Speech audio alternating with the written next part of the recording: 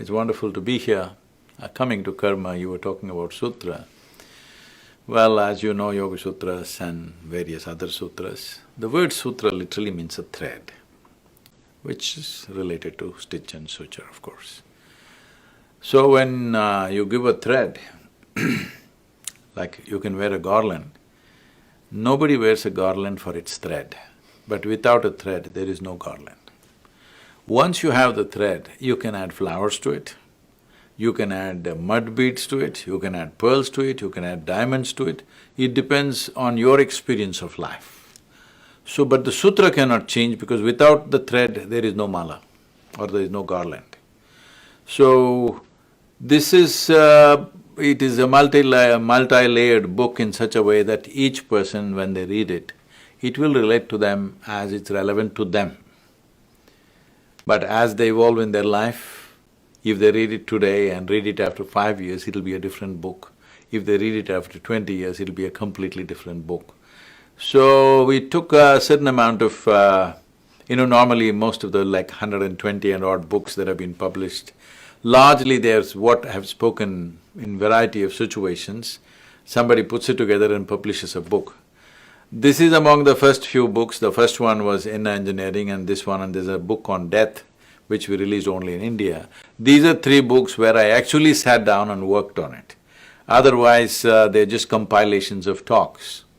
So in that sense, I wanted to create a multi-layered book so that it'll be relevant through your life. You can read it many times. Every time you read it, it'll be like a new book, because first time you might have just had tiny little weed flowers, next time you may have roses, next time you have… it's your own experience of life. So having said that, well, the karma as a fundamental principle of life, people are thinking it's a concept. It is not a concept. See, who we are is a product of the memory that we carry in our body.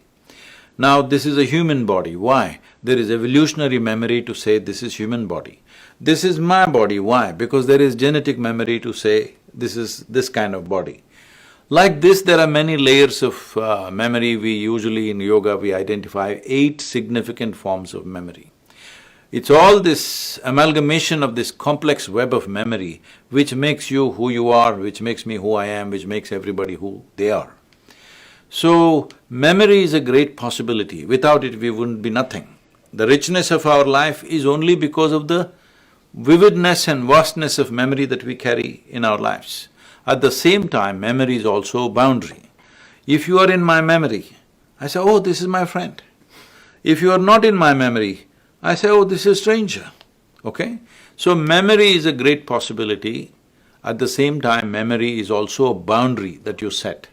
So this memory bank which is in complex varieties, which all of it may not be something that you can pull out and articulate or remember, but it is playing a role in the very way you sit, the very way you stand, your genetic memory is playing its role.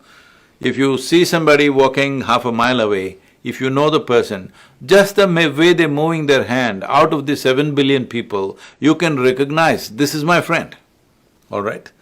Because there is a unique way his body moves, because of the kind of amalgamation of memory that he has within himself, he or she has.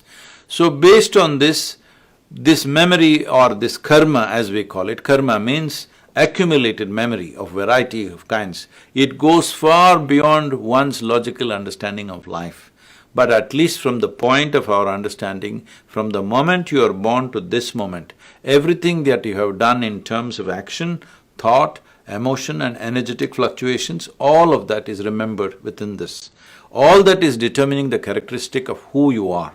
Now this memory, if it works like a platform or a stage for you to stand upon and do your dance of the day, it's fine.